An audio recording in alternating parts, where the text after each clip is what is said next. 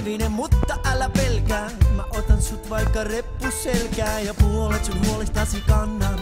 Säkin tekisit mulle niin. Älä luovuta vielä. Älä anna uskoasi ihmisiin. Vielä tulee muutokset murheisiin. Joten kellä oli sorpo-olo.